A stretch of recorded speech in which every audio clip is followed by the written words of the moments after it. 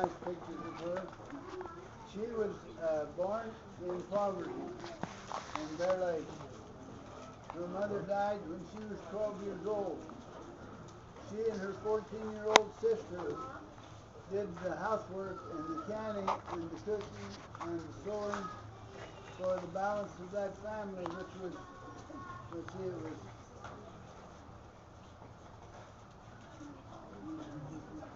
I think it was 9 children.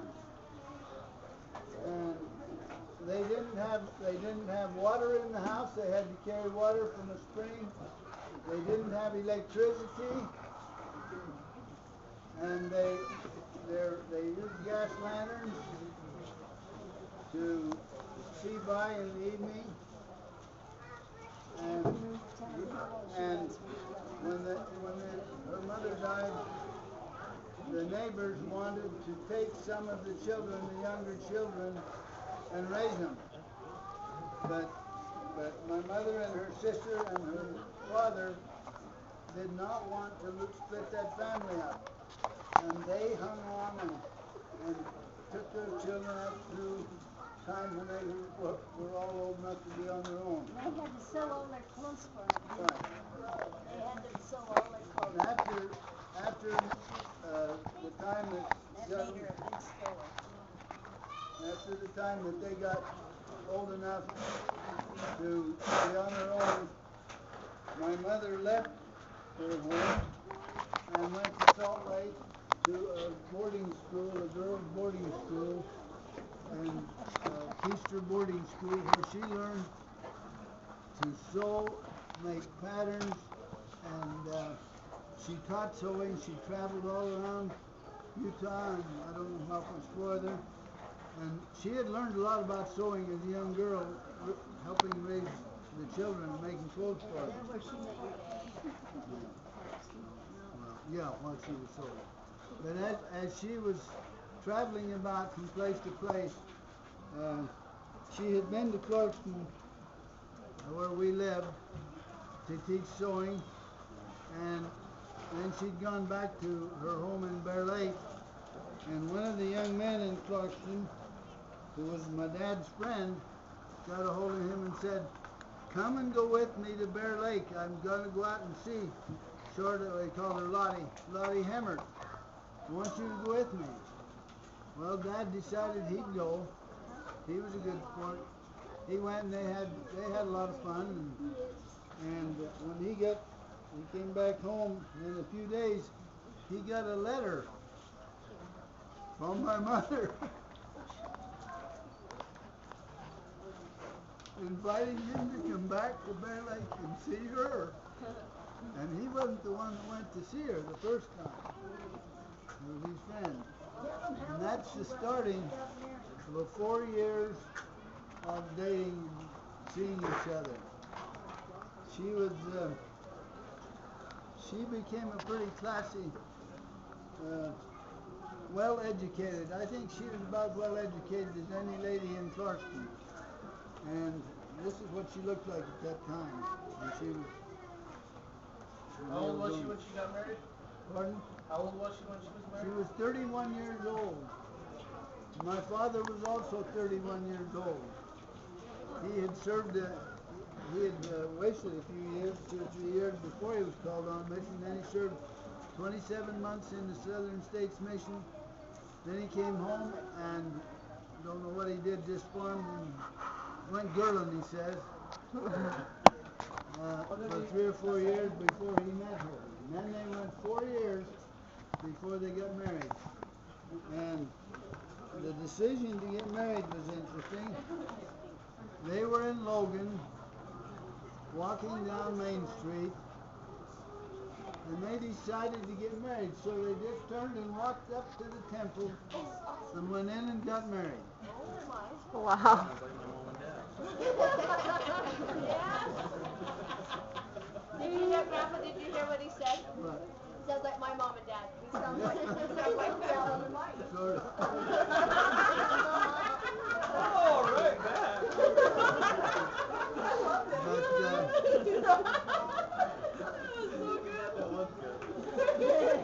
Two or three things that impressed me as I grew up enough about my parents. They're hard workers. They were very dedicated to attending the temple. And when they would go to the temple, in the winter, when they'd go, and that's usually when they went because Dad wasn't farming so much, Dad would get the team out, hook them onto the old Plymouth car, drag it out of the garage, pull it down to the road, then he'd hook onto it and drag it till it started. He'd get it warmed up and leave it running, take the horses back and then harness them, put them in the corral, and then he'd get Mother and they'd go to the temple. And that was how they'd get to the temple. It was just almost impossible to start that car when it was cold in the winter without pulling it.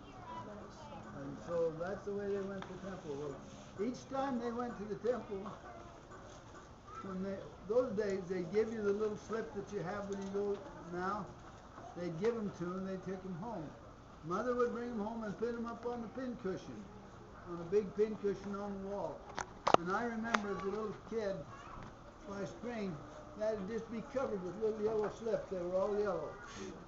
Slipped on that pin cushion. I don't know how many endowments they did that winter, but they did a lot of them. And so that was one of the things that was impressive about them. They were determined that I was going to be to church every Sunday, and I'd take the cow to the pasture, which was a mile away, and sometimes the fence would need a little work on it. If I could find an excuse, I'd work on the fence and miss Sunday school. But I didn't get to do that very much time. Till I was in trouble and knew that I better get home.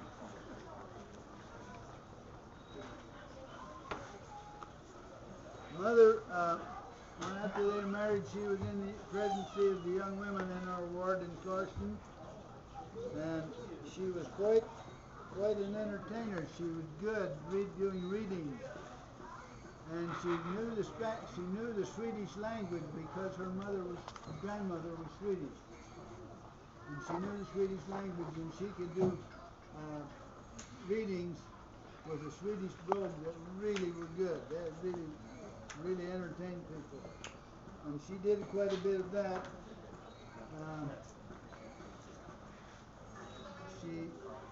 She was very attentive to my sister and I. I remember she sewed our clothes. I wore a little white nightgown till I was quite a big kid for night, and I was blessed in a little white dress when I was born.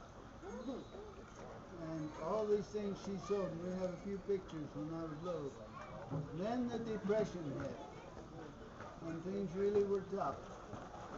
And I know that they didn't have any spare money, but I know for a fact that my dad kept one family somewhat from starving. He provided them with a bottle of milk every day and kept them in flour.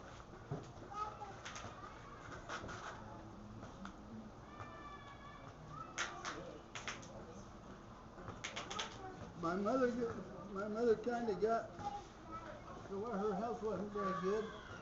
After our third child, my sister Doris, was born, she never had good health after that. She was always kind of sickly. And so I don't remember her having many callings in the church after that. She just was determined to raise her family. And in 1952, they started the home. 1951, they started the home in Trenton. And in 1952, with all of us helping him, I spent a lot of time on it. I come home every weekend and work on it. And sometimes days in the summer. We got them in the home in Trenton where Uncle Mark used to live. And that was again a happy time for my mother. She loved living in Trenton. She loved her neighbors. They treated her so royally in Trenton. She just loved living in Trenton. And when she died in 1960 at age 68. And Dad then went on a mission the following year, 1 year later, near to the day later, he got his mission call. He went on a mission to Canada and served there for 2 years, just like a young elder. And about half of his companions were young elders that had a hard time getting along with other young elders, intending to Dad to straighten them out. And he loved missionary work. He served, I told you before, 27 months in Florida. He did most of that down there with very little money. He had a crop of wheat that he left to be sold when he left for his mission. 2,000 bushel of wheat. And after he got out there, he found he didn't need very much money because he was traveling to among people without having money, and they would put him up at night. He'd go to where he'd find a home and ask them if they'd stay with him tonight. And they'd put him up. He carried a little suitcase which Uncle Kent had, a little leather suitcase, a cute little suitcase. It wouldn't hardly hold anything, but that was his whole baggage for his mission. And one time his companion said, "Let's get us a place to live." well, they got turned down one night on the place, and his companion said, we're not going to find a place tonight. We're just going to find some place to sleep under a tree. And my dad said, "I didn't come out here to sleep under a tree." And he didn't quit until he had a nice place to sleep that night. He kept That going. was a good chance. He never slept outside. He never slept outside one day on his mission. In Just 27 months. visited homes. And he walked miles and miles carrying that little suitcase from one place to another, tracking and teaching. And the mission president was a general authority, Charles A. Callis. If you look back and read some of the old writings, there's some really interesting writings by Charles A. Callis. So Dad served that mission. He served the second mission in Canada, British Columbia. After he came home from that, he met Emma about 3 years later. No, maybe not that long. A year and a half later, I think. He met Emma and remarried, and they had a wonderful time together. And we could have Blanche Lawrence tell us about that. She'd know more about that almost than me. I have first-hand experience. So is there any questions, anything you want specifically asked of? I've gone fast over this. If not, we've got ice cream sundaes and everybody make their own. What do you want? Ice cream's over here and all the dips.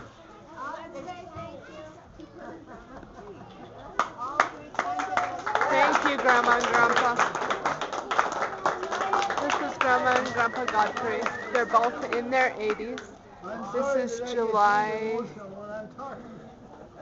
15th. What's the date, Uncle Jerry?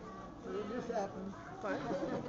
July 16th, 2010, and we're in Pleasant View, Utah, at a Godfrey family reunion. It's really fun. It's true, Aunt Doris has